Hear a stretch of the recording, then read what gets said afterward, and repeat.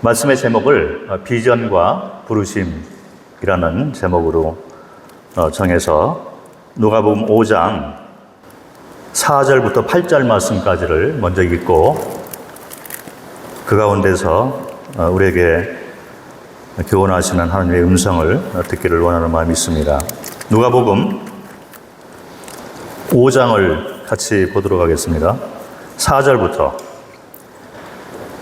자, 한번 같이 읽을까요? 8절까지, 4절부터 8절 같이 읽겠습니다. 시작.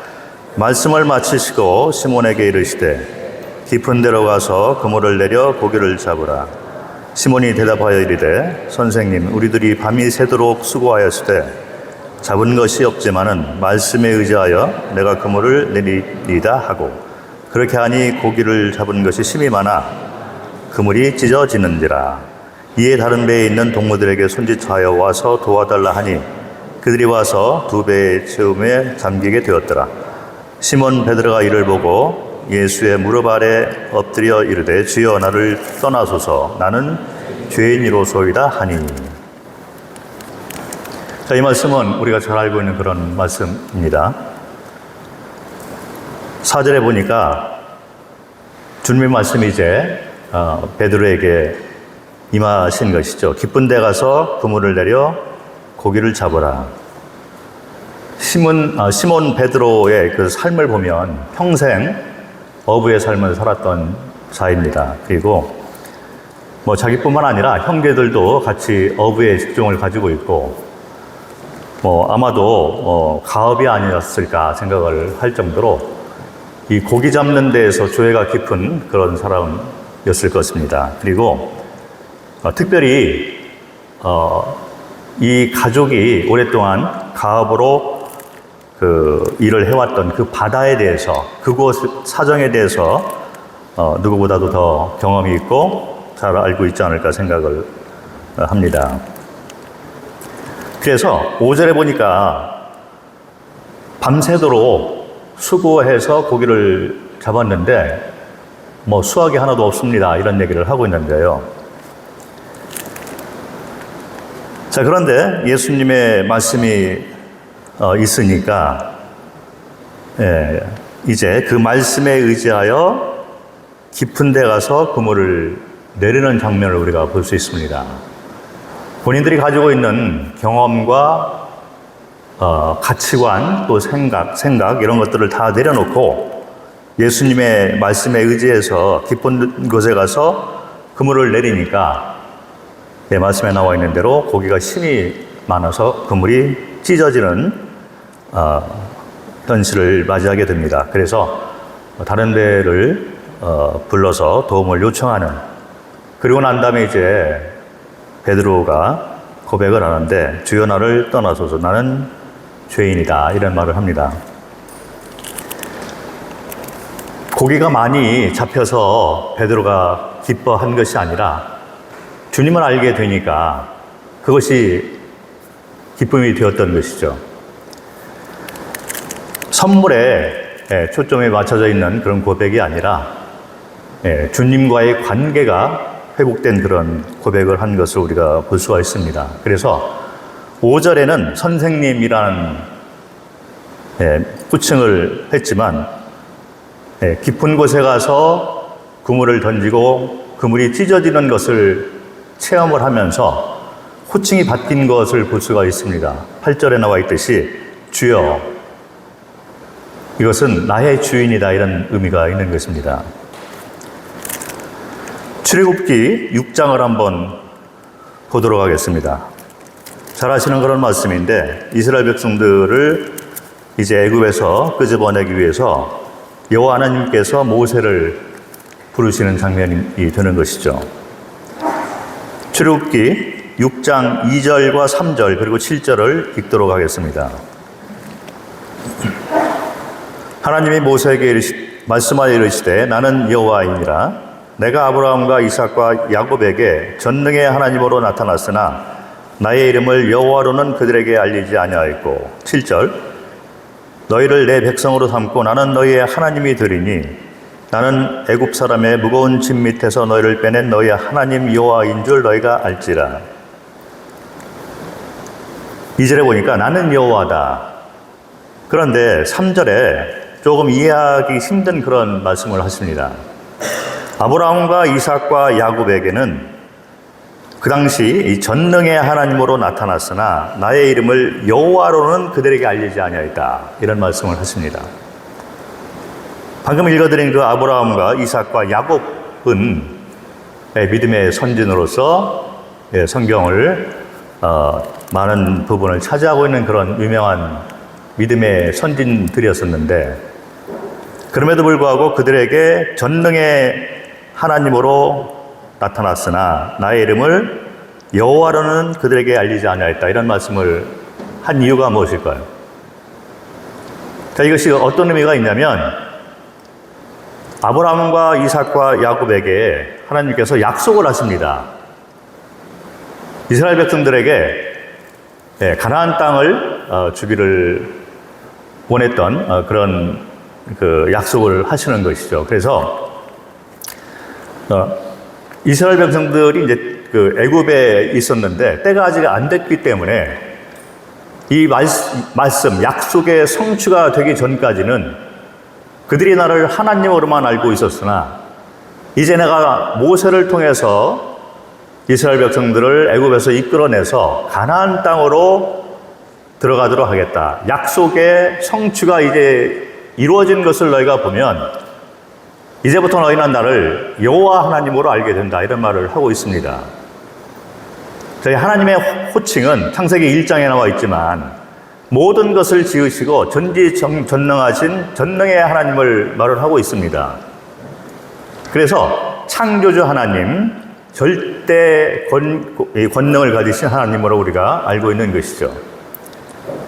그런데 이 하나님의 명칭 가운데는 일방적인 관계가 담겨 있는 것을 우리가 알 수 있습니다. 그래서 인간을 창조하신 것은 아주 특별하게 창조하셨지만 다른 피조물들은 일방적으로 만드셔서 그 가운데 운행하고 살도록 이렇게 명령을 내려놓으신 것입니다. 동물이나 새나 또 이런 자연 법칙에 의해서 운행을 하고 있는 해, 달 이런 것들은 하나님의 주권 안에서 권능 아래에서 만들어진 그대로 그냥 운행하고 살다가 죽으면 그뿐인 것이죠. 그런데 사람은 양방간의 관계 가운데서 특별히 창조를 하셨습니다. 그래서 삼위일체 하나님께서 연합의 모습을 담고 있는 것처럼 하나님의 형상에 따라 우리를 만들어 놓으셔서 이 하나님이 인간을 만든 이 창조 목적이 창세기 2장 4절부터 더욱더 구체적으로 나와 있는 걸 볼 수가 있습니다. 그래서 1장에 나와 있는 하나님의 호칭은 창조주, 일방적인 하나님으로 절대자의 하나님으로 나타나지만 창세기 2장 4절부터 나와 있는 3장 타락하기 전까지 나와 있는 하나님의 호칭은 여호와 하나님으로 나와 있는 걸 우리가 볼 수가 있습니다. 제가 다음 시간에 조금 더 구체적으로 이것을 설명을 해드리려고 하는데, 여호와 하나님이란 이 말의 의미는 약속의 하나님, 연합된 관계, 소통과 동행의 관계를 나타내는 특별한 관계 가운데에서 불려지고 있는 호칭이 되는 것입니다. 그래서 다른 피조물들은 이런 관계가 없는 거예요. 다른 피조물들은 일방적인 관계에서 그냥 자연 법칙에 의해서 하나님의 명령에 따라서 이렇게 운행이 되어주고 있는데, 사람만 유독 양방간의 관계가 됩니다. 그래서 우리는 하나님과 하나님의 형상을 가지고 있는, 속성을 가지고 있는 특별한 피조물로서 특별한 목적을 가지고 창조되어졌다. 그래서 이 출애굽기 6장에 나와 있는 이 말씀처럼 너희가 여지껏 이 아브라함과 이삭과 이 야곱에게 내가 약속을 할 때는 너희가 나를 하나님으로만 알았으나 이제 너희가 그 약속이 성취된 것을 보면 이제부터 너희는 나를 여호와 하나님으로 알게 된다. 그냥 일방적인 그런 지식 가운데, 명령 가운데 너희가 살아가는 것이 아니라 나와 동행하고 함께하고 너희는 내 백성이 되고 연합된 관계 가운데 약속의 특별한 관계 가운데서 너희는 내 백성이 된다. 이런 의미가 있는 것입니다. 그래서 우리는 하나님의 말씀에 순종해서 살게 될 때 하나님을 더욱더 깊게 알아갈 수가 있다는 것이죠. 구원받은 성도들은 반역죄를 지었던 죄인의 신분에서 이제 용서함을 받고 예수 그리스도의 십자가의 대속사역을 통해서 이제 하나님과의 관계가 연합된 관계로 회복이 된 자들이 됩니다. 그래서 성령이 내주하시고 소통하고 그리고 동행의 관계, 이 언약의 관계 가운데서 살아가고 있는 것이 성도의 삶이 되는데, 구원받은 성도들 가운데 답답한 신앙생활을 지루하게 하고 있는 분들이 의외로 많은 것을 보게 됩니다. 왜 그럴까요? 성경을 보면 우리는 특별한 관계 가운데서 살아가고 있는 아주 특별한 하나님의 자녀가 되어 있는데, 일상생활을 살면서 우리는 내 마음 가운데 어떤 하나님의 살아계심과 뜨거움과 주님을 향한 그런 깊은 사랑, 이런 것들이 별로 많지 않은 그런 현상을 볼 때가 많이 있는 것을 보게 됩니다. 반대로 세상의 가치관, 세상의 생각과 지혜를 쫓아가고자 하는, 세상이 정해놓은 선과 악의 기준에 따라 움직이고자 하는 우리의 삶을 바라보면서 내가 이렇게 살아도 될까? 그런 고민을 많이 하고 사는 사람들이 있는 것 같습니다. 오늘 본문 말씀에 나와 있는 것처럼 우리는 예수께서 말씀하실 때 성경에 말씀해 놓으신 하나님의 말씀을 순종하는 삶을 살 때, 깊은 곳에 가서 그물을 내리라 할 때 우리는 우리가 가지고 있는 모든 생각과 세상의 가치관을 내려놓는 것입니다. 그리고 말씀에 순종해서 그런 삶을 살게 될 때 많은 열매를 약속을 하셨는데, 약속하신 그 선물을 우리가 갖는 기쁨보다도 말씀에 순종해서 살 때 우리가 받는 진정한 기쁨이란 그분과의 깊은 교제 가운데 우리가 살아가고 있는 그 자체가 기쁨이 된다는 것입니다. 하나님이 살아계시는구나.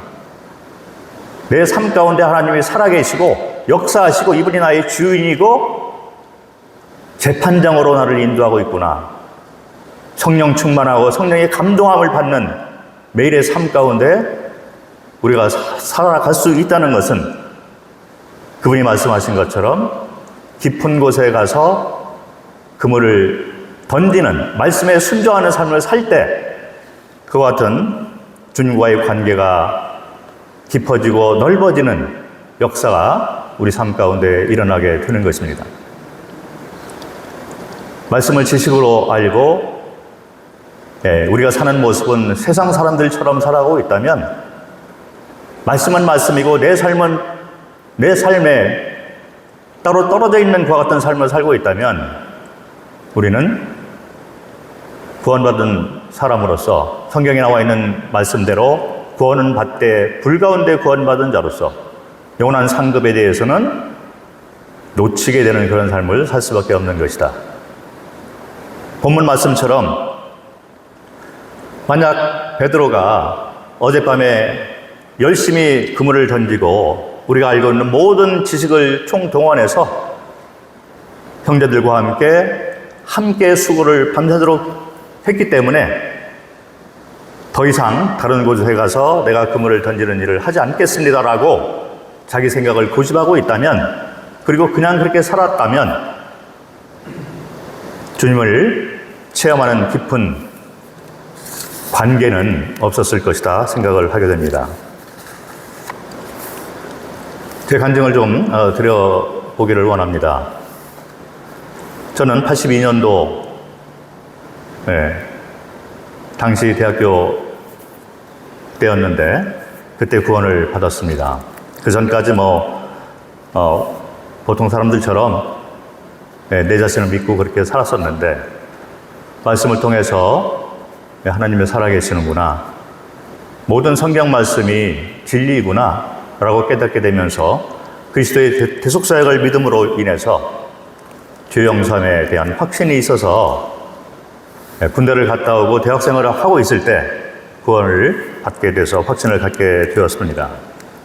그리고 난 후에 취직을 해야 되잖아요. 그래서 제가 처음에는 이제 돈을 벌어서 주님을 섬겨 나가겠다 생각해서 사업을 좀 배우려고 했는데 신앙생활하는데 많은 거침이 돼서 걸림돌이 되더라고요. 그래서 직장을 옮겼습니다. 주님이 긍휼을 베풀어 주셔서 항공사에 취직을 하게 되었습니다.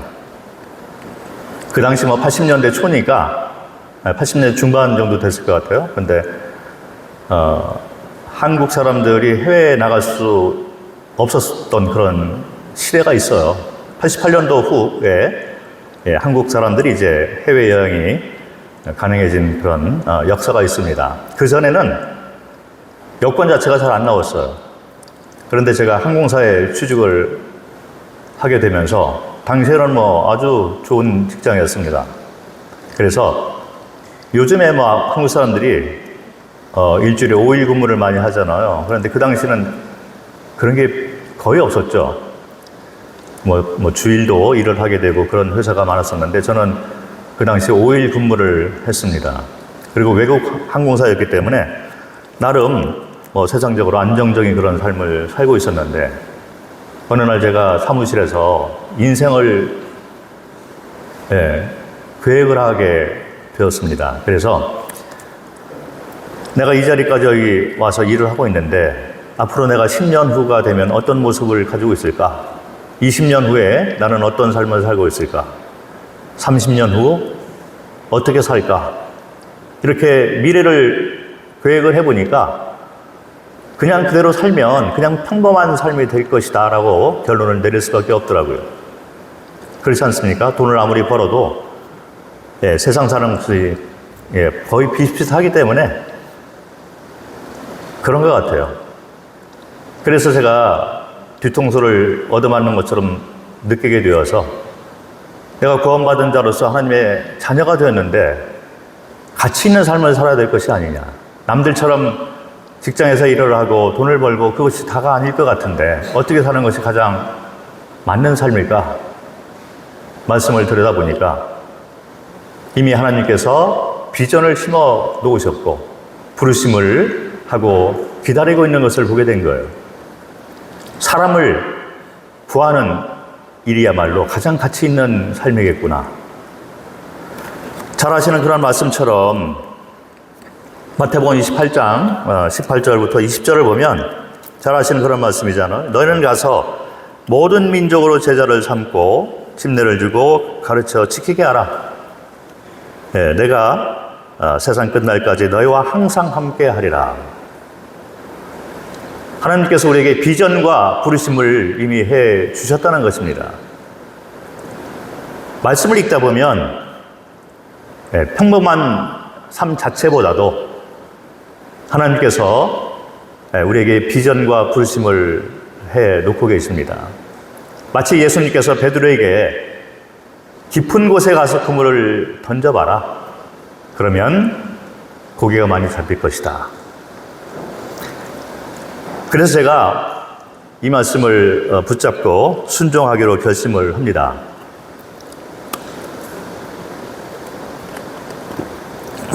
그래서 선교단체를 알아보게 되었고, 저는 항공사 직원이었기 때문에 공짜 비행기를 제가 스케줄을 만들어서 해외여행을 좀 하면서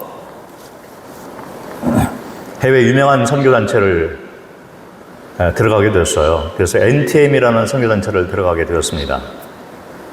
NTM은 아시는 분들은 아시겠지만 지금은 다른 이름으로 좀 변형을 했는데, 쉽게 말씀을 드리면 N이 뉴, 새로운, T가 트라이브스에서 부족이라는 말이거든요.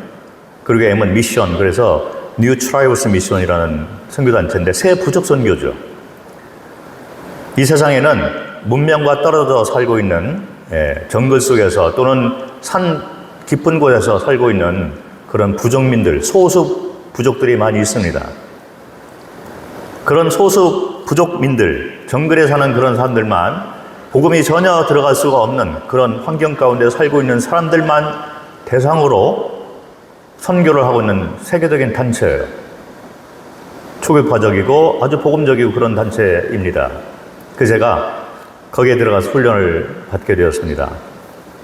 세 코스가 있는데 바이블 칼리지, 그래서 처음에는 이제 성경을 가르치는 그런 코스가 있는데 그거는 뭐 지식이죠. 두 번째 코스부터가 심각해요. 그래서 선교사 훈련 코스가 있고 선교사 코스를 다 마친 사람들이 이제 랭귀지 코스라고 해서 선교지에 가서 실전에 필요한 어떤 기술들을 가르쳐주는 그런 코스가 마지막에 있습니다. 그러나 기본적인 훈련을 먼저 통과를 해야 되는 사람들이 그 3단계 코스까지 가게 되는데 두 번째 코스가 통과하기가 그렇게 쉽지가 않아요. 10가정이 들어가면 한 5가정은 퇴학을 당합니다. 그리고 한 3가정 정도는 이제 유급을 당하고, 그래서 1년을 더 하거나 2년을 더 하거나 어떤 사람은 7년을 하는 사람을 제가 봤어요. 같은 동료 가운데. 끝까지 그거를 통과하려고 나가지는 않더라고요. 그런데 유급을 계속 당하고 그렇게 한 사람도 봤는데, 어쨌든 그 훈련 자체가 쉽지가 않아요. 선교사 훈련이라는 것은 이미 성경 지식을 기본적으로 다 알고 있는 사람들이 와서 훈련을 받고 있는 거라 그렇게 생각을 하고, 오전에는 성경을 배우는 입장이 아니라 가르치는 훈련을 합니다. 그리고 점심을 먹고 오후 시간부터는 자각보로 갈아입고 육체 노동을 계속 시키는 거예요. 그런데 팀별로 일을 하게 하는 거죠. 왜 그러느냐? 팀별로 하게 되면 부닥치게 되고 자기의 성격과 자기 생각들을 다른 사람하고 공유하는 어떤 그런 과정 가운데서 부닥치게 되잖아요. 갈등도 있고 이렇게 되는데 그런 것들을 훈련하는 거죠. 내려놓는 훈련을 하는 거예요. 깨어지기 훈련, 내려놓는 훈련을 계속 시키는 거죠. 베드로가 자기의 경험과 자기의 어떤 오랫동안의 그 지식을 통해서 밤새도록 잡으려고 했지만 허탕이니 내가 다른 곳에는 가지 않겠습니다라고 했을 때 열매가 없었을 것이죠. 그런데 그 생각을 내려놓고 주님의 말씀에 순종해서 깊은 곳에 가서 그물을 던졌을 때 고기가 많이 잡힌 것처럼 선교사의 삶은 그런 것입니다. 자신의 생각을 내려놓고 깨어뜨리는 훈련을 먼저 기본적으로 해야 될 필요가 있는 것이죠. 그래서 그런 훈련을 하는데 특별 훈련들이 있어요. 한 달 정도 이렇게 우기초를 택해서 이제 훈련을 하는데 정글에 들어가서 훈련을 합니다. 저는 호주 NTM 가서 훈련을 받았는데 호주의 산은 우리 전 세계적으로 유명한 독사 있잖아요. 그 독뱀들 순위가 1번에서 5번까지가 다 호주에 있을 정도로 아주 험악한 산들이 많습니다.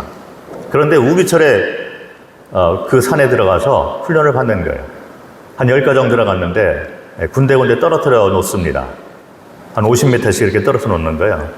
그래서 맨 처음에 우리가 들어갈 때는 우리가 먹을 그런 식량을 이렇게 패킹을 해가지고 다 들어가서 맨 처음에 이제 정글에다가 적당한 장소에다가 텐트를 먼저 쳐놓고 거기서 생활을 하게 돼요. 한 2주 정도 생활을 하게 되는데, 그런데 이 2주 동안에 이게 먹고 물도 한 300m 정도 이렇게 떨어져 있는 곳에 가서 길어다가 이제 그거를 정화시켜서 먹고 화장실도 공동 화장실 쓰고 이렇게 생활을 합니다. 그런데 2주 동안 한 일이 뭐냐면 정글에 들어가서 큰 나무들을 베어다가 집을 짓는 거예요. 자기가 살 집을 짓는 거죠. 그런데 나무를 베거나 집을 짓는 이 도구가 문명하고는 전혀 떨어져 있는 그런 도구만 사용할 수가 있는 거예요. 전기톱, 휘발유 이런 거 사용할 수도 없고 못 이런 거 사용하지 못합니다. 그래서 그냥 도끼나 톱 이런 심으로 할 수 있는 그런 것들로 나무들을 베어다가 껍질을 벗기고 구덩이를 파고 기둥을 세우고, 그리고 나무와 나무를 연결하는 것도 고를 만들어서 그런 이 나무목 같은 거 또는 이 덩굴 같은 거를 사용해서 끈으로 이렇게 묶게 되고, 이런 훈련을 하는 거죠. 정글에 들어가서 사는 법을 가르쳐 줍니다. 그리고 양을 잡는 법이라든지 뭐 닭을 죽이는 법, 나무와 나무 사이에서 노프란을 만들어 놓고 타잔처럼 왔다 갔다 하는 그런 훈련, 뭐 이런 훈련을 하는 거예요. 그래서 2주 정도가 되면 자기가 짓는 그 집으로 이주를 하게 되어 있어요. 그래서 저는 뭐 경험이 없었기 때문에 뭐 지붕하고 뼈대만 있는 그런 집으로 들어가서 살게 되었는데, 밤에 위험하잖아요. 뱀도 많고 거미도 독거미들이 많이 있어요. 그래서 내가 여기서 물려서 죽을 수도 있겠구나. 그런데 믿음으로 그런 환경 가운데 사는 훈련을 하게 됩니다. 그래서 이제 계속 그 집을 짓고 한 달 동안 살게 되는데, 뭐 시간이 지나니까 사람의 적응력이 빨라요. 그래서 좀 집도 좀 대충 완성이 돼 가고 있으니까 살만 하더라고요. 그런데 한 날 갑자기 비상사태가 일어난 것처럼 상황을 주어서 남자들만 완전구정하고 집합, 이렇게 해서 남자들이 이제 산악훈련을 합니다. 여자들은 그 집에 자녀들하고 여자들은 남겨놓고 남자들만 이제 새벽에 군장을 하고 산악훈련을 하는 거예요. 그래서 3박 4일 산속에 들어가서 사는 법을 특별 훈련을 합니다. 뭐 산에 이렇게 들어가면 길이 없잖아요. 그래서 길을 만들어내는 그 정글용 칼이 있잖아요. 그걸로 나무를 이렇게 쳐서 정글 속에 들어가면 아래에서 뭐가 파박하고 일어나는 것이 보여요. 뭐냐면 정글 거머리입니다. 정글 거머리들이 산속에 가득 있어요. 그런데 이제 통과를 해서 정해진 코스로 이렇게 가게 되는데, 가다 보면 이제 도강 훈련을 하게 돼요. 그래서 산 꼭대기가 이제 우리가 만나기로 하는 그런 지점인데, 홍수가 우기철이기 때문에 홍수가 나는 거죠. 그래서 위에서부터 계속 이제 물이 세차게 계곡을 따라서 이렇게 흘러내려오는데, 이 밑에 하류 근방에는 이렇게 물결이 세지가 않아요. 그래서 뭐 이렇게 어렵지 않게 건너가게 되는 거죠. 양쪽에는 절벽이기 때문에 강을 건너서 길을 따라서 올라갈 수밖에 없는 상황을 그런 환경을 이렇게 찾아서 가는 거죠. 그런데 밑에 하류에 있을 때는 그냥 뭐 위험하지 않고 이렇게 건너갔는데, 위로 올라갈수록 이제 점점 위험하게 됩니다. 물살이 너무 급하게 내려오고 이 계곡의 폭이 이렇게 그 급경사들이 많고, 그래서 강을 한 50번 정도를 건너야지 꼭대기까지 갈 수 있는 그런 환경이에요. 그래서 이쪽에서 한 사람이 이제 몸에 밧줄을 묶고 물속으로 팍 뛰어 들어가면서 헤엄을 막 치는 거예요. 그러면 이제 물결이 세니까 이 사람이 밑으로 쭉 이렇게 흘러내려가면서 헤엄을 치니까 저쪽으로 이제 건너갈 수가 있는 거죠. 그래서 몸에 묶은 그 노프를 이제 양쪽에 단단히 묶고, 한 사람 한 사람 그 노프를 손 힘을 이용해서 잡고서 이제 건너가는, 그렇게 해서 도강훈련을 합니다. 그런데 저는 뭐 그 당시 수영을 잘 못했기 때문에, 뭐 지금은 제가 많이 수영을 배워서 좀 어느 정도 하는데, 당시 수영을 잘 못해서 중간 정도에 저를 배치를 시켜놨어요. 그래서 내 앞에 있는 사람들이 먼저 가고, 한 4번째 정도 이렇게 가는 사람이 중간 정도 이 손을 막 힘을 이용해서 이제 노프를 잡고 건너가다가 중간 정도 가다가 더 이상 못 가고 돌아오지도 못하는 그런 상황이 된 거예요. 힘이 다 빠져가지고 자기는 죽겠다는 거예요. 헬프 하면서 도와달라 이렇게 외치는데, 거기서 손을 놓으면 이 사람은 죽는 거거든요. 그러니 내 앞에 있는 그 다음 사람이 이제 급하게 노프를 잡고서 들어가서 그 사람을 껴안았어요. 저도 얼떨결에 같이 노프를 잡고서 껴안고 됐는데, 제 뒤에 있는 사람도 똑같이 이렇게 노프를 잡고 들어오니까 한 서너 명이 같이 노프를 잡으니까 노프가 중간에 끊어지더라고요. 그래서 이쪽으로 물결이 이제 우리를 이렇게 흘러 보내가지고 한 몇 명은 저쪽에서 밤을 새고 또 몇 명은 이쪽에서 밤을 새고 그렇게 텐트를 쳐놓고 그 밤을 지낸 적이 있습니다. 그런데 그때 만약에 홍수가 더 심해졌다면 우리는 다 죽었을 거예요. 도망갈 데도 없고, 이 계곡 이 중심에 그렇게 양쪽에 텐트를 쳐놓고 잤기 때문에 죽을 수가 있는 거죠. 그런데 주님이 비를 멈추게 해서 그날 살았습니다. 훈련을 받을 때 유서를 다 써놓고 들어가요. 실제 훈련 도중 가운데 죽는 사람도 있기 때문에 NTM 선교 역사가 그렇습니다. 100년이 넘는 선교단체예요. 세계적인 선교단체고 NTM 하면 미국 선교단체인데 역사도 깊고 다 압니다. 교계에서는 웬만한 사람 다 알고 있는 그런 지옥 훈련인데 그 훈련을 받게 되었어요. 사람을 살리기 위해서 그런 훈련을 받으러 온 사람들이 젊은이들이 제법 있습니다. 말씀에 순종하는 삶을 살기 위해서 그런 훈련을 하는 거죠. 그래서 그런 훈련을 이제 끝마치고 랭귀지 코스로 가서 뭐 음성학 이런 것을 배웠어요. 사람이 낼 수 있는 모든 소리를 훈련을 통해서 먼저 접해보는 거죠.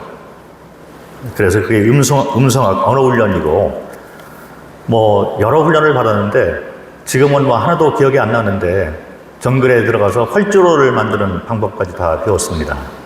왜 그러냐면 선교사가 들어가면 정글에 뭐 들어가서 맨 처음에 하는 일은 자기가 살 집을 대충 해놓고 경비행기가 왔다 갔다 할 수 있는 그런 활주로를 만들어야 돼요. 그래야지 외부하고 이제 교통이 가능하기 때문에 그래서 선교사들에게 그런 훈련을 시킵니다. 저는 뭐 선교지에서 거의 30년을 있었는데 활주로를 만든 적이 한 번도 없어요. 그러나 훈련을 그렇게 받은 것 같습니다. 그래서 훈련을 이제 다 끝나고 끝마치고 정식 NTM 선교사로서 이제 태국으로 파송을 받게 되었습니다. 태국은 뭐 여러분들 아시는 분들은 아실지 모르는데 뭐 겉으로 볼 때 관광 나라이잖아요. 그런데 영적으로는 너무 비참합니다. 선교사들 간에 하는 얘기가 있어요. 태국은 선교사의 무덤이다 이런 말이 있습니다. 0.5%밖에 안 돼요. 이 개신교 숫자가 지금도 그렇습니다. 이 선교 역사는 한국보다 오래됐는데 태국이 그렇게 그 영적으로는 아주 비참한 가운데 있어요. 마약이 많고 에이즈가 또 많고 동성애 뭐 잘 아시잖아요. 그리고 성적 타락. 뭐 엊그저께 제가 신문을 봤는데 신문에 그런 기사가 나더라고요. 세계 불륜율. 불륜율이라면은 결혼을 했는데 불륜을 저지르는 거죠. 그래서 가정에 파괴되는 그 불륜율이 뭐 첫 번째부터 10번째 되는 나라 가운데 2번부터 10번까지는 다 유럽 나라예요. 그런데 유일하게 맨 꼭대기에 있는 나라가 태국입니다. 아시아로서는 유일하게. 그래서 불륜율이 51%. 그래서 두 가정 있으면 반드시 한 가정은 깨져 있다. 50%가 넘는 퍼센테이지를 가지고 있는 나라예요. 2위가 덴마크인데 46%. 1위하고 현격한 그런 차이가 있다. 그래서 실제 그런 것 같아요. 너무나 열악한 환경 가운데 살고 있습니다. 그래서 뭐 영적으로는 너무 타락해 있는 그런 나라인데 선교사의 무덤이라는 말들을 동료들이 했기 때문에 제가 그러면 거기 가서 복음을 전하고 싶다 이런 생각이 들어서 뭐 마치 그 말씀을 붙잡고 간 건 아닌데 제 그 당시 생각은 깊은 곳에 가서 그물을 던지라라는 그런 말씀에 순종하는 것 같은 그런 느낌이었던 것 같아요. 남들이 가지 못하는 곳, 남들이 무덤이라고 하는 그런 곳에 가서 내가 좀 말씀을 전해서 교회를 세우겠다 이런 생각을 가지고 태국에 갔습니다. 그게 92년도 1월 달에요. 그래서 제가 정확하게 태국에서만 2018년도 1월 달에 은퇴를 했기 때문에 정확하게 26년 동안 선교 활동을 태국에서만 했습니다. 그리고 선교 훈련까지 다 합하면 거의 30년을 제가 선교사로서 생활을 하고 2018년도에 은퇴를 했습니다. 처음에 이제 그 태국에 가서 태국의 제2도시인 치앙마이 도시에서 자리를 잡고 언어를 배우기 시작을 했는데, 동네에 사는 이제 동네에서 이렇게 언어를 배워 왔다 갔다 하다 보니까 그 사람을 알게 돼서 그 사람에게 복음을 전해서 그분이 구원받고 동네 방네 다니면서 찬송가를 그렇게 부르고 그러더라고요. 그래서 그분이 이제 거듭나고 그분의 친척과 지인들에게 계속 복음을 전하고, 그래서 시간이 지나가게 되면서 이제 침례식도 많아지고, 그래서 치앙마이 교회가 세워졌습니다. 그래서 치앙마이 교회가 이제 좀 어느 정도 규모가 잡혔는데, 한 70명 정도 될 때 장소가 필요하잖아요. 저희가 여기 이제 옮겨 다니면서 교회 장소로 사용해서 이렇게 모이고 있었는데, 어느 날 저희가 모이고 있는 장소로 어떤 할머니 한 분이 찾아오셨어요. 그러면서 이분이 그냥 대뜸 하는 얘기가, 이 교회가 자기가 이렇게 보니까 하나님 말씀대로 하려고 하는 그런 그 모습이 보인다는 거예요. 그러면서 자기가 그 아들이 하나 있는데 큰 아들이 너무 속을 썩인다. 무슨 일을 하고 있습니까? 그러니까 여자들을 파는 홍등가 사업을 하고 있다는 거예요. 그래서 그거를 이제 못하고 접게 되었는데 그 건물이 남아있다. 그래서 그 건물로 이 교회가 좀 옮겨서 그 홍등가 그 건물이 교회가 되었으면 좋겠다. 그거를 이 할머니가 바라고 있는 거예요. 처음에는 이거 그냥 그 실현성이 없는 말이겠지 하고 마음을 크게 안 뒀는데, 이분이 계속 와서 조르더라고요. 그래서 결국에는 그럼 한번 아드님을 한번 만나봤으면 좋겠습니다. 그래서 제가 만났는데 첫눈에 딱 보니까 이분이 암흑가의 보스, 그게 딱 보이는 거예요. 몸도 크고, 얼마나 나쁜 짓을 많이 했겠습니까? 여자들을 매매를 하잖아요. 그래서 그 건물이 이제 2층 건물인데 벽돌로 된 이분이 특별히 그렇게 지었어요. 그런데 거기에 한 70명 정도 되는 여자들이 이렇게 숙식을 하면서 관광객이나 이런 남자들이 이렇게 버스를 타고 이렇게 딱 보면 왜 그 유리 있잖아요. 유리에서 밖에서 이제 그걸 안에는 이제 여자들이 불을 켜놓고 번호를 달고 여자들 앉아 있는 거예요. 그러면 이제 손님들이 와서 몇 번 이렇게 불려가서 이제 밖에서 이렇게 재미를 보고 이제 다시 돌려보내고 이런 일을 하는 사업이죠. 그런데 그거를 다 이렇게 사업을 하고 있는, 오랫동안 사업을 했던 사람이기 때문에 태국에서 그런 정도의 사업을 하는 사람이면 암흑가의 보스라고 생각을 하면 돼요. 군인들하고 다 연관돼 있고 부정부패 다 연관돼 있기 때문에 사람도 이렇게 많이 죽였을 거고 이런 생각도 들더라고요. 그래서 제가 안 믿고 그냥 없던 일로 해야 되겠다 이러는데, 이분이 아들도 계속 얘기를 하는 거예요. 이게 자기가 사업을 접었다는 거예요. 그래서 건물을 쓸 수도 없다. 왜 그러냐면 그 건물에 몸을 파는 여자가 있는데 너무 괴로우니까 이 사람이 목을 메고 죽은 그런 사건도 있었어요. 그래서 청마에서 이제 소문난 그런 홍등가인데, 그런 정도 되는 건물이라면 태국 사람들은 귀신집으로 알고 있어요. 그래서 다른 정도로는 쓸 수가 없는 그런 장소가 되어 있기 때문에 어차피 자기는 쓸 수도 없고 그러니까 교회가 와서 그냥 마음대로 사용해라. 그래서 제가 계약을 해줄 수 있습니까? 해줄 수 있대요. 그러면 몇 년 동안 우리가 쓸 수 있습니까? 당신 마음대로 하시오. 그래서 제가 믿음이 약해가지고 5년만 쓰겠습니다 했어요. 그 당시 믿음이 있었으면 그럼 우리 평생 하겠습니다 하면 되는데, 제가 5년 얘기를 해서 5년 계약을 해서 5년 동안 그곳을 교회로 사용을 했습니다. 책마에서는 유명하게 됐어요. 홍등가가 70명 모였던 그런 여자들이 있었던 홍등가가 70명의 성도들이 모여서 찬양을 부리고 예배를 드리는 그런 교회로 바뀌었다는 사실은 적은 그런 기독교 내에서도 제법 소문이 나 있게 되는 그런 사건이었습니다.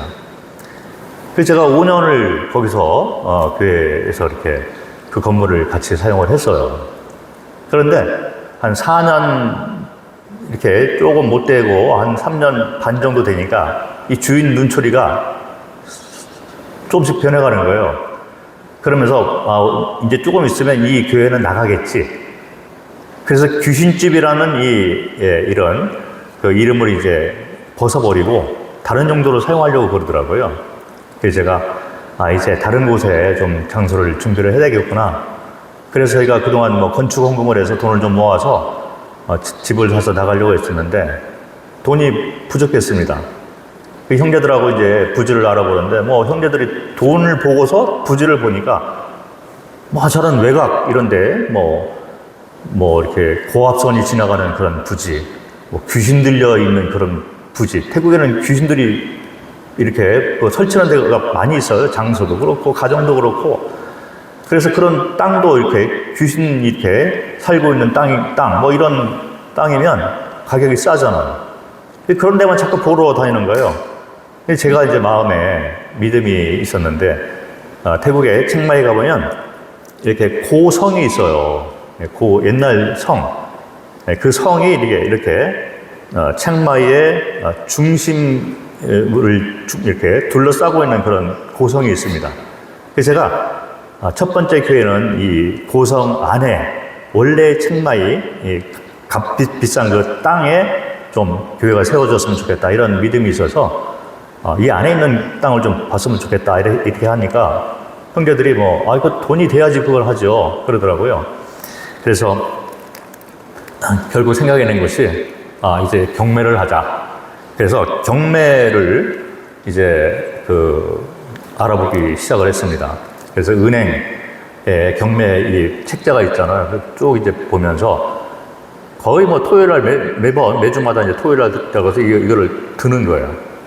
나중에 이제 알았는데 그 당시에는 몰랐죠. 근데 진짜 좋은 땅들은 군인들이 다 가지고 가요. 그 다음에 경찰, 그 다음에 은행, 그리고 이제 사업하는 사람, 이 사람들이 다 가져가고, 좋지 않은 땅만 나와서 이렇게 경매를 하고 있으니 이게 될 리가 없잖아요. 거의 1년을 저희가 쫓아다녔는데 안 되더라고요. 근데 어느 날 보니까 좋은 땅이 하나 나와 있어요. 근데 가격이 아주 쌉니다. 그래서 은행에 가서 그 주소하고 그 땅 이렇게 약도를 좀 보여달라 그랬더니 보여주는데 찾아갔거든요. 근데 그 땅이 없는 거예요. 나중에 알아보니까 그래서는 안 되는 거죠. 은행에서 그런 착오를 하면 안 되는데 주소하고 약도가 잘못되어 있는 거예요. 그런 이유 때문인지 몰라도 이 땅이 경매에서 계속 떨어져서 팔리지가 않는 거예요.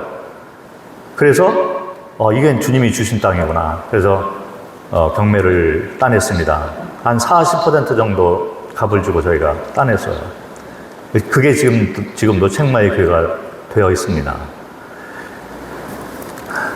그리고 난 다음에 이제 두 번째 교회를 또 세우게 되었는데 칭마이에서 왕복 한 10시간을 가야 되는 그런 북쪽으로 그 도시가 있어요. 근데 그 도시가 어떤 도시냐면 탈북민들이 탈북하는 경로거든요. 왜 메콩강 들어보셨나요? 그래서 탈북민들이 이제 중국으로 와서 중국 남쪽으로 와서 배를 타고 메콩강을 쭉 따라서 라오스로 이렇게 건너가요. 라오스에서 내려가지고 메콩강을 건너면 태국으로 들어오게 됩니다. 태국으로 일단 들어오면 잡히면 태국 경찰한테 잡히면 한 6개월이나 1년 정도 감옥 생활을 하고 뭐 힘들지만 그래도 북으로는 돌려보내지 않거든요. 그래서 이민 신청을 하면 이제 한국으로 돌아오게 되고 이렇게 하는 거죠. 그리고 이제 경찰에 안 잡히고 방콕에 있는 한국 대사관으로 이렇게 들어가서 숨게 되면 이게 탈북이 성공하는 그런 루트예요. 그런데 그곳에 이제 저희가 교회를 세우게 되었습니다. 매주마다 복음을 전하고 그래서 한 1년 정도 하니까 지역교회가 세워지게 되었어요. 지역교회가 잘 성장을 하고 있었는데 어느 날 그곳에 이제 사역을 하시는 그 형제님이 저에게 전화를 급하게 했어요. 왜 그러느냐? 주일날이었었는데 여기 지금 북쪽에서 오신 한국 사람이 이 맷전교에 들어와서 있는데 말도 잘 안 통하고 근데 상태를 보니까 너무 심각하다. 그래서 나하고 좀 전화상으로 소통을 해서 사정을 좀 알고 좀 도와줬으면 좋겠다. 그래서 제가 이제 전화를 바꿨습니다. 그러니까 저쪽에서 대뜸 하는 얘기가 내래 죽겠시오 그러는 거예요. 그러니까 딱 들어보니까 뭐 탈북민이더라고요. 왜 그러십니까? 그러니까 이분이 그 탈북원에서 이제 중국 거기 그 두만강 그 근처에 있었는데 잡힌 거예요. 잡혀가지고 들통이 나서 이제 탈북민들은요 잡히면 왜 쇠 갈고리 이런 거 있잖아요. 그 소를 고기를 딱 이렇게 찍어서 이렇게 운반하는 그런 갈고리 있잖아요. 그걸로 이렇게 찍어요 사람을. 그래서 끌고 가는 그런 것도 많이 있고 그렇습니다. 그래서 북한이 이제 그 경찰 보위국 사람들이 와서 이런 중국에서 이 사람을 잡은 거예요. 그래서 끌고 가려고 하는데 이 사람이 맹장이 터져버린 거예요. 그래서 막 죽겠다고 하니까 급하게 이제 중국 병원에 집어넣어 수술을 했습니다. 그리고 이제 밖에서 감시를 하고 있는데 수술한 그 밤에 이분이 북쪽으로 끌려가면 죽으니까 이분이 거기서 그냥 그 몸을 가지고 탈출을 했어요. 그래서 어찌어찌 하다가 이제 중국 남쪽까지 와가지고 메콩강으로 올라가서 나우스 가서 이렇게 해야 되는데 이게 도울 사람이 없잖아요. 그러니까 육로를 통해 가지고 미얀마를 거쳐 가지고 미얀마 산골을 다 지나가 가지고 태국으로 넘어와 가지고 도보로 그렇게 왔습니다. 그래서 태국까지 와 가지고 어디서 어떻게 알았는지 한국 선교사 하고 있는 교회가 있다라는 소문을 듣고 그 교회로 들어온 거예요. 그러면서 저에게 전화를 하면서 내가 죽겠으니까 살리든지 죽이든지 마음대로 하시오 그러더라고요. 그래서 제가 뭐 여기저기 전화를 돌려가지고 마침 뭐 다른 선교단체 아마 선교교 쪽이었던 것 같은데 그 선교사한테 연락을 해보니까 그 팀이 단기 선교 팀이 왔는데 거기에 그냥 묶여서 방콕으로 내려보내서 대사관으로 집어넣으면 되겠다. 그래가지고 그렇게 그 팀하고 합류를 해서 옷 갈아입고 검문에 이렇게 걸리지 않도록 해서 탈북민을 도와준 적이 있습니다. 그래서 뭐 그런 일도 했고 그리고 뭐 중국 선교도 태국에서 이렇게 하게 됐어요. 뭐 지금은 중국이 많이 잘 삽니다. 그리고 뭐 지금이야 좀 정부가 핍박하고 그렇게 하는데 한때는 이렇게 많이 이렇게 오픈된 그런 때가 있었어요. 근데 제가 90년대 중반 정도 때부터 들어가면서 중국을 왔다 갔다 하면서 복음을 전하게 되었습니다. 중국에서 뭐 저희 그 태국 성도 가운데 중국계 태국 사람이 있었거든요. 그래서 중국말 잘하는 분이 있었어요. 원래 중국 사람이니까. 근데 그분이 어떻게 알게 돼가지고 그 중국 남쪽에 군민대학이 있습니다. 그 대학에 가서 복음을 전해서 거기서 구원받은 사람이 있었어요. 그래서 중경, 종칭이라고 그러잖아요. 거기서 자기 고향으로 돌아가서 거기서 이제 자기 아는 사람들에게 복음을 전해서 거기 교회가 시작이 되었어요. 그래서 제가 한 10여 년 동안 왔다 갔다 하면서 복음을 전하게 됐는데 어느 날 지금 몇 시 됐죠? 시간이? 몇 분 남았나요?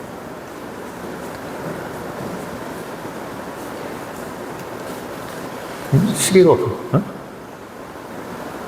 거의 이제 끝날 때 됐거든요.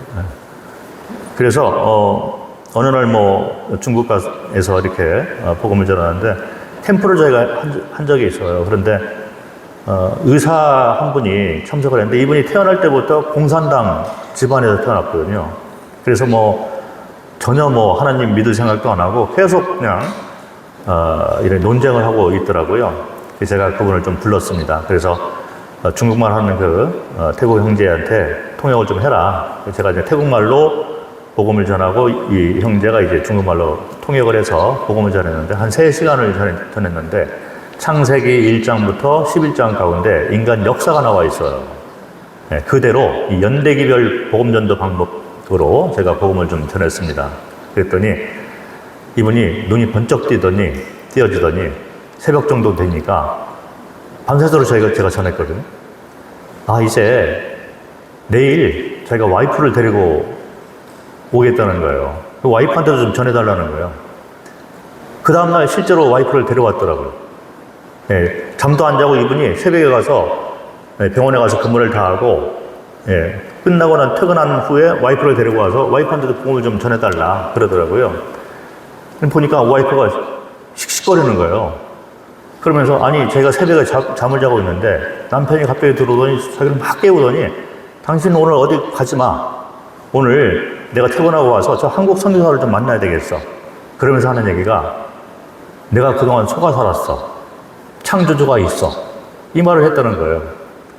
이 와이프도 전혀 이 성경 알지 못하고 창조주에 대해서 관심도 없던 그런 사람인데 그 얘기를 듣고 같이 온 거예요.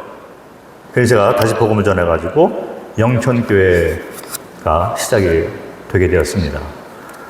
그런 역사도 있었고, 제가 교도소 사역도 해봤고, 사형수 감동, 교도소 사역도 했고, 그리고 학교도 한 200여 명 되는 학생들을 제가 오랫동안 이렇게 관리한 적도 있어요. 그런데 돈이 없잖아요. 제가 돈이 없는데, 태국의 북쪽에 가면 이 중국 난민촌이 있습니다. 그래서 난민촌에 들어가서 복음을 전하려고 했는데 단판을 지었죠. 순정하고. 그분들이 마약을 이렇게 판매하는 그런 마을이었어요. 근데 이 마을에 좀 복음을 전하겠다는 말을 하면 안 되니까 우리가 대만 사람들을 좀 아는데 대만 사람들이 좀 이걸 돕기를 원하는 것 같다. 우리가 좀 연결시켜 줄 수 있는데 이 마을을 좀 도와주고 싶은데 우리가 좀 이렇게 거주할 만한 그런 집도 좀 주고 땅도 좀 줬으면 좋겠다. 그 단판을 짓고 그 마을에 계속 들어가게 되었습니다. 그랬더니 이분들이 하는 말이 우리 마을에 중국말을 가르치는 그런 화교가 한 200여 명 되는 아이들이 있다는 거예요. 그걸 좀 도와줬으면 좋겠다. 그래서 중국 대사관하고 연결해서 까마귀 돈을 받아다가 그 학교를 운영한 적도 있고, 또 책마의 기숙사 학생들 거기서 이제 애들이 도시에 내려와서 공부를 해야 되잖아요. 그래서 책마에다가 이제 기숙사를 지어놓고 그 아이들을 데려다가 이제 성경도 가르치고 학교도 보내고 이렇게 했습니다. 그런데 그 돈도 저희가 돈이 없었어요. 그런데 마침 이제 방콕에 있는 이 중국계 사업가들이 이분들이 저쪽으로 이제 돈을 계속 보내고 있었거든요. 왜냐면 이렇게 이런 자선 사업이라든지 이렇게 도와주고 그러면 세금이 혜택이 되는 게 있잖아요. 한국도 이제 그렇게 되는데. 그래서 이분들이 이제 저쪽으로 돈을 보내고 그렇게 했었는데 이게 부정부패가 생긴 거예요. 그래서 그 도는 거를 멈추고 어디다 도울까 하다가 저희하고 연결돼가지고 저희가 하나님을 믿지 않는 이 사업가들이 이렇게 교회로 이렇게 보내는 것이 아니라 이런 NGO 계통으로 좀 기부를 해서 그걸 가지고 그걸 가지고 이제 책마에서 기숙사를 오랫동안 했습니다. 그래서 거기서 이렇게 훈련받고 이렇게 자라난 그런 아이들이 지금은 방콕 교회의 리더들이 다 되어 있고 중심되는 형제가 자매가 다 되어 있습니다. 준비를 좀 했지만 시간이 좀 다 돼서 간증을 좀 마쳐야 될 것 같습니다. 제가 말씀드리고 싶은 것은 말씀대로 살 때 우리의 가치관과 우리의 생각과 우리의 지혜, 세상적인 그런 것들을 내 생각 이런 것들을 다 내려놓고 주님께서 원하시는 말씀대로 성경에 말하고 있는 그 말씀대로 우리가 순종해 살 때 우리는 주님을 배우게 됩니다. 그래서 그것이 우리 삶 가운데 가장 가치 있고 주님이 이와 같은 지금 태국에 5교회가 있어서 한번 수양회로 모이면 한 200여 명이 모여요. 그래서 그런 눈에 보이는 선물도 있지만 그리고 그들이 계속 복음을 전할 거 아닙니까? 제가 저번 주에도 이제 태국을 다녀왔는데 자녀들이 다 컸더라고요. 그래서 계속 이제 복음의 씨앗은 이제 번져나갈 것입니다. 그래서 그 눈에 보이는 선물도 있지만 제가 선교 삶을 여기까지 살아오면서 너무 감사한 것은 그나마 말씀에 순종해서 깊은 곳에 가서 그물을 던지는 그런 삶을 실제로 살다 보니 그물에 고기가 찢어지게 많이 잡히게 되는 것을 삶 가운데 체험을 하게 됐고 그리고 나름 주님을 배우게 되고 매일의 삶 가운데 체험하게 되고 동행하고 소통하는 그 관계가 무엇인가, 그 즐거움이 무엇이고 주 안에서 안식이 무엇인가를 제가 삶 가운데 살면서 여기까지 왔다. 제가 자녀가 셋이 있는데 다 선교지에서 태어났습니다. 한국에서 태어난 한국산이 없어요. 그런데 세 자녀 가운데 위에 딸 둘은 이미 가정을 다 이뤄서 제가 손자가 3명 있어요. 다 태국산에서 태어난 한국산입니다. 그리고 막둥이는 지금 대학을 졸업해서